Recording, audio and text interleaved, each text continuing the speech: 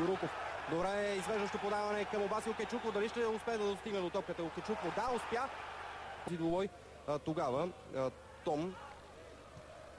Това е много неприятно. Автогол и 1-0 в полза на отбора на Левски. Вратата на Боян Пейков. След това, меко казано, неадекватно отиграване на Сабри Бумела.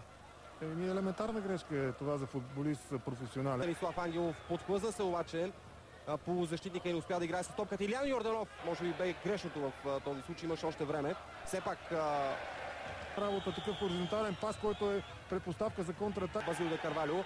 Претенции за засада от лагера на домакините. Такава няма и това е 2-0 в полза на Левски.